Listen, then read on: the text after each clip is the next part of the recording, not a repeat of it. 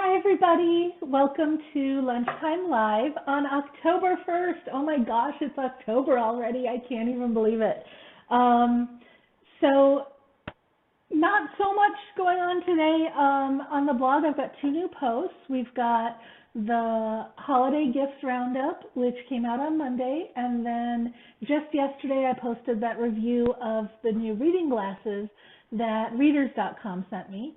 So those two are up if you want to take a look. What else was going on? That's it for this week on the blog. I haven't got a new pattern this week. I just didn't get one done. For next week, on Monday, we'll have the Scrappy Stitchers link party, which means that this weekend I will do a link blast in the Scrappy Stitchers Facebook group of all of the patterns that were in the link party, or all the projects that were in the link party. Remember, it does not have to be an original pattern, just something you made that you want to show off. So if you're not familiar with the link party, I will put all of the links to everything I talk about in the comments on this video if you watch it on Facebook, and in the description if you're watching on YouTube. So I'll include the link to that. Be sure to go check it out. There's lots of fun entries, and we need you to vote for your favorite. So all you do to vote is you go to the last month's link party and you click on the ones you like, because the most clicked will be the one featured for most clicked. It's pretty much what it says it is. It's not like, it's just the one that's most clicked. So be sure to go and do that on the Scrappy Stitchers link party. And I also wanted to talk, last week, I had asked, is there anything you guys want to see? And somebody said that they wanted to see, me do a raglan baby sweater, knit raglan baby sweater from start to finish. And the more I thought about it, and I do want to do it, I absolutely do want to do it, but the more I thought about it, the more I thought that, maybe this would be better in a different format. I think I'm going to do it as a knit along. I'll design a baby sweater from scratch and post it as a knit along. I think that would give us more ability to get more in depth into all the different parts, and I think that's going to be important for us to be able to really understand what's going on with it. So look for that coming. Gosh, give me a little while, because I got to make a sweater, decide how I'm going to break it down, get all the crochet along stuff ready. So I might even wait and do it just next year as a January thing. But it will come, I promise. What you guys want to see, I will definitely do if I'm at all capable of doing it. So if there's anything else you guys would like to see for these demos, let me know, and I'll find a way to demo it or do it. And speaking of demos, let's go right into this week's demo. I'm just going to check real quick before we get there to see if anybody has any comments. If you're watching, say hi. I'm looking at Facebook. I see a few people watching, and let's see on YouTube. Boop, boop, boop. Let's see. Hi, Beth. Beth always says hi. I love you, Beth. You always say hi to me on these live videos. Okay, so the demo that we're doing today, last time we did Tapestry Crochet color work, right? And there's different kinds of color work depending on how you treat the yarn that you're not working with.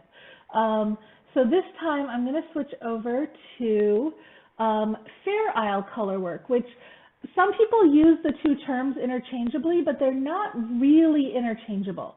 Fair Isle color work is a little different in the way that the ends are treated. So this swatch that I did, and this was actually for my teacher certification class, you can see this color test sample. It's Fair Isle and Tapestry. And they both look similar from the front, right? If you look really closely, you'll see that up here, the fabric is a little bit thicker, it's a little bit puffier, and you can see the carried yarn, right? So this up here, this section where you can see the yarn carried between, this is Tapestry Crochet, which is what we did last week. This down here, if I pull, you don't see the yarn carried as much through there, right? This is Fair Isle down here, and it is softer and more flexible. But it has these floats on the back. It's not reversible. See, the tapestry is reversible up here. Back and front both look the same, right? The Fair Isle has these floats, and that's what makes it Fair Isle. My camera seems to be having trouble zooming, but that's what makes it Fair Isle. So I'm going to show you how to do this today. And I thought about starting with a swatch, but I want to start right from the beginning because I'm going to show you another trick. And you can do that, not a trick, but another technique. You can do this with any kind of color work, I think. Maybe not mosaic or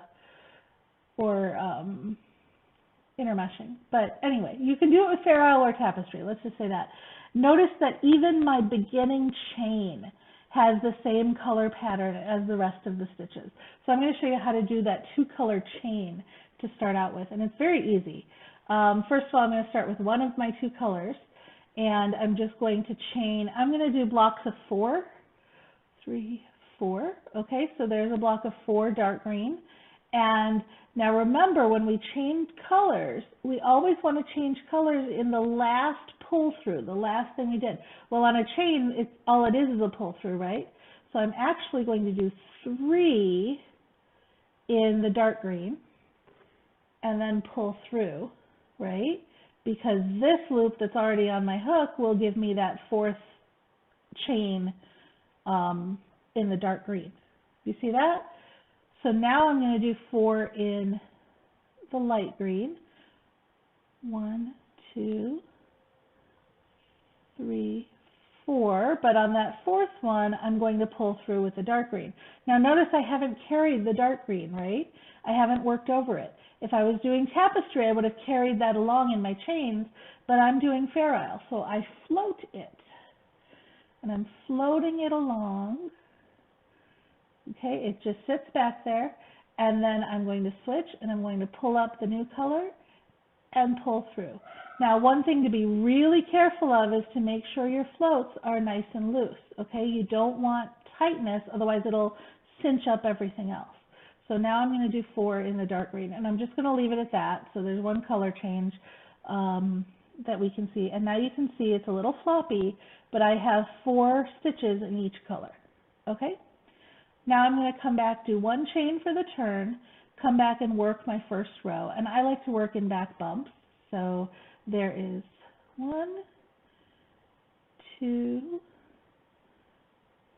3, 4 single crochet in dark green. But now remember, I'm not finishing this with the dark green. I'm going to finish it with the light green. Okay? And fair warning, my dog just came downstairs into my studio, so if you hear any barking or yipping, that would be her wanting attention. Hopefully she leaves us alone. Okay, so I've made that color change. Now, here's that float, remember, from before? I want to make sure I'm keeping that in the back. So I think I messed it up a little bit there, but I want to make sure I'm keeping that along the back. So I'm going to go ahead and do my single crochet. I just went over that end just to make that transition a little neater. But now I'm not going to go over the rest of this float here, okay? I'm just going to do my single crochets. 1, 2, did I miss one? Yeah, I missed one somewhere.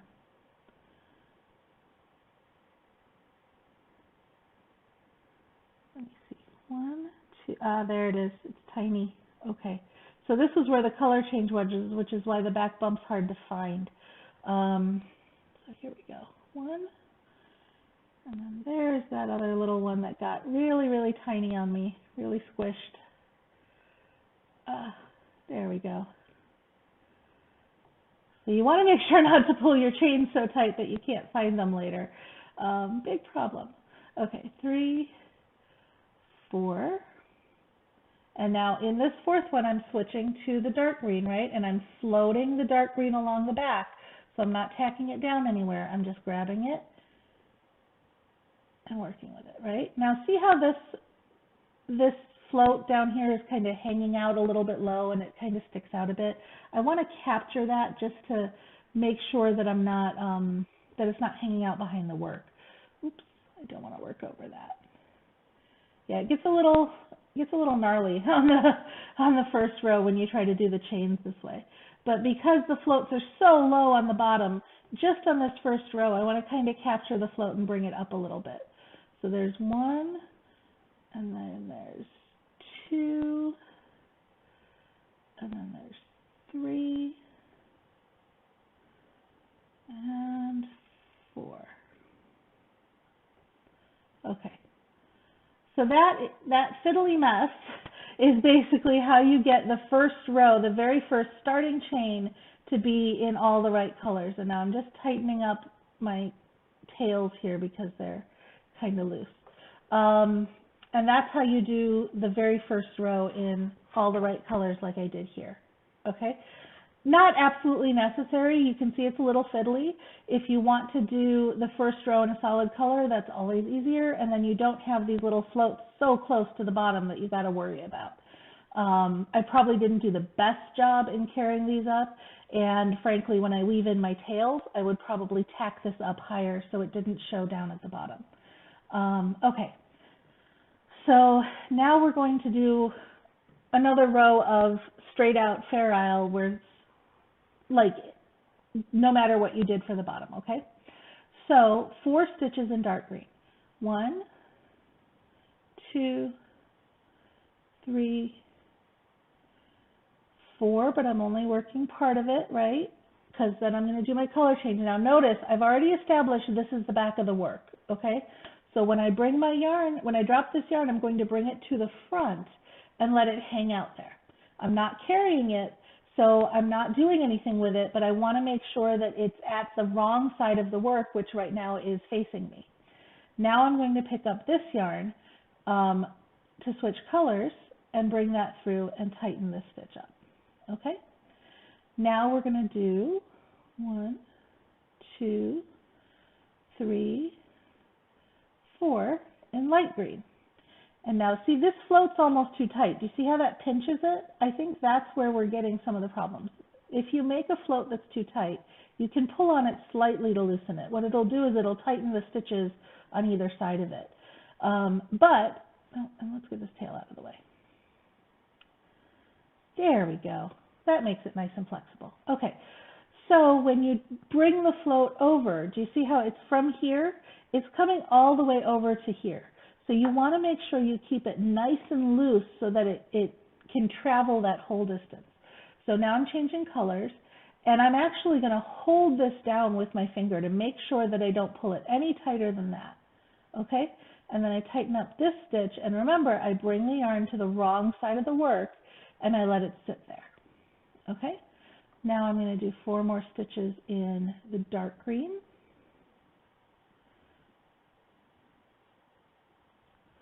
And that is 1 row of Tapestry Crochet, or Fair Isle Crochet with the yarn carried along the back, and this is the wrong side row. So let's do another right side row. Chain 1. You can see on the right side you don't see those floats, right? You see that looseness from the tail, but that's about it. Okay? So now let's do 1 more row on the right side. 1, 2, oh, my camera's fallen, hasn't it? Let's bring that up a bit. There we go. 1, 2, 3, 4. Okay, and I partly finished the stitch. Drop this to the back this time because I want it on the wrong side, and pick up this one and continue. Okay, 1, 2, 3, 4. Okay, don't finish that last stitch.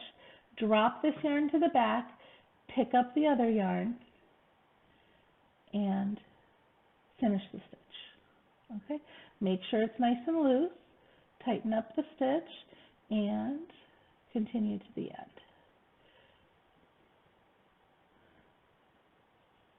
Okay, so that's how you do the Fair Isle color changes, and you can see that you start to get this set of floats at the back. 4 stitches is kind of a long float.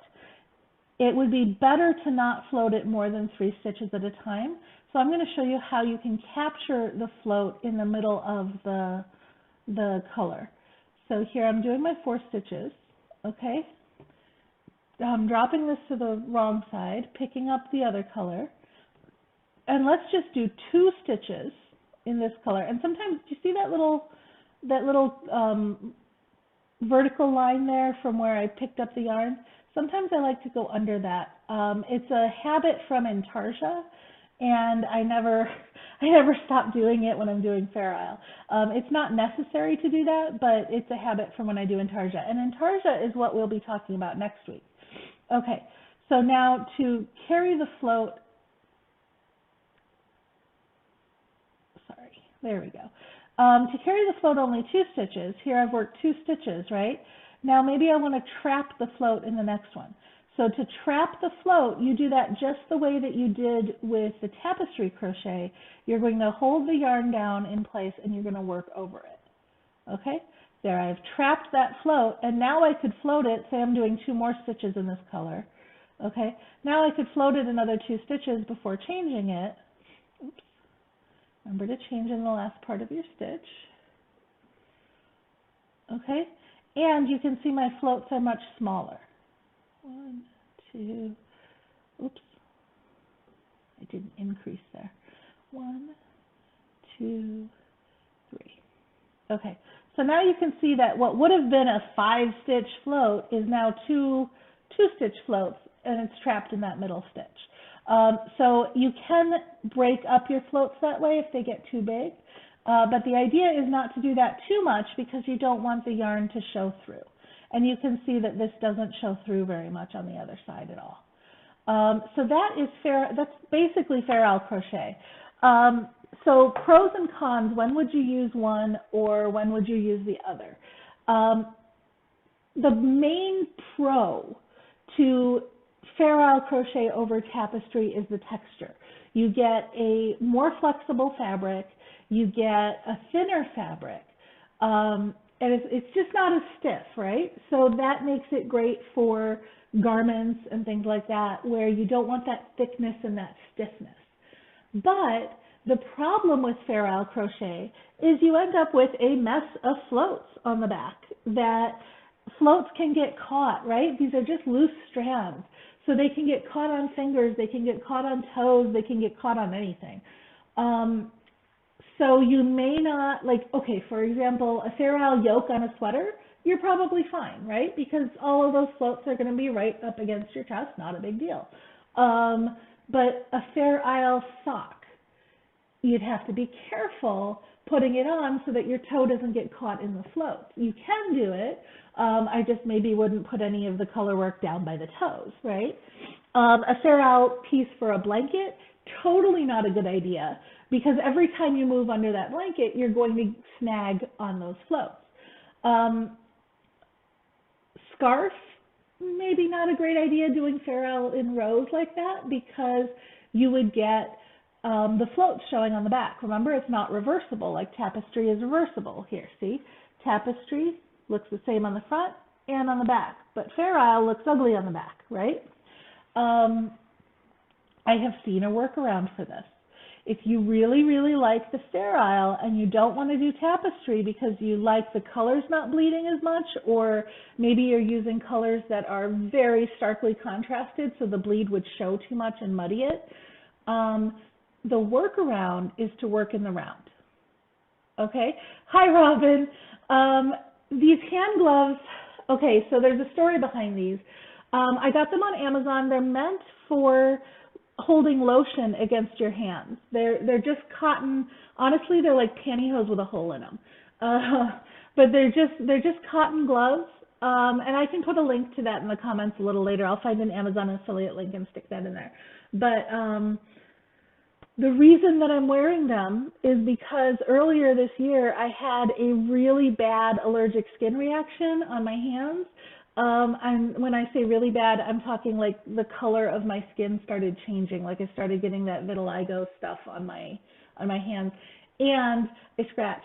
and I have lots and lots of scabs and scars all along right here on my hand, and it's just ugly to look at. So for demos, I'm wearing the gloves until that manages to heal, which could be a year or two, honestly, because I dug it up pretty badly. Anyway, so back to Fair Isle Crochet, working in the round. There's a couple things that I've seen. Okay, first of all, you can work in the round, like you're doing a sweater and you want to do Fair Isle Crochet in the round. That's great. Remember to pay attention to the fact that rounds will shift if you don't turn your work. So if you're doing a round and you're joining and then you turn and go the other way, you're fine, right? But if you keep going around this way, your round will start to shift by half a stitch with every round. And I have a great explanation tutorial of why that happens. I'll link to that in the post. But if you remember last week, I showed you that hat where I made the stitches in a row, but they ended up spiraling off to the side like that. And that's because it was worked in the round, okay? So make sure that you pay attention to that if you're doing a color work pattern in the round. And use some techniques to make it shift, like using centered stitches or using working in the back loop only or third loop only as half doubles. It's just something to pay attention to. Or you can just work your round, join it, and then turn around and go the other way and join it. The reason, or the thing I've seen, the trick I've seen with Fair Isle in the round is making double layer fabric. So suppose you want a beautiful Fair Isle scarf, right? But you want it to be reversible because it's a scarf. What you can do is you can actually make a tube. Make your scarf, join it at the bottom, and then work it in a tube around, and then join it at the top, right? So you have 2 layers, and all of these nasty floats are tucked inside the 2 layers. And you can even do a different design on the front and a different design on the back. Kind of like I did with that pillow, if you remember from last week, that Southwest Stripes pillow, where I had triangles on the back and checks on the front. So there's lots of things you can do if you make a double layer fabric with Fair Isle. And I've seen that a lot. You just want to make sure you use a thinner yarn because it's going to get twice as bulky. But otherwise, Fair Isle's good anywhere where you don't care about the back and it's not going to sag on anything. So you see it a lot on hats, very popular on hats. And that is all I have for you on Fair Isle. Next week, I'm going to show you Intarsia, which is the last of the 3 colorwork types I'm going to show you. So if you want to see tapestry, look back at last week's video.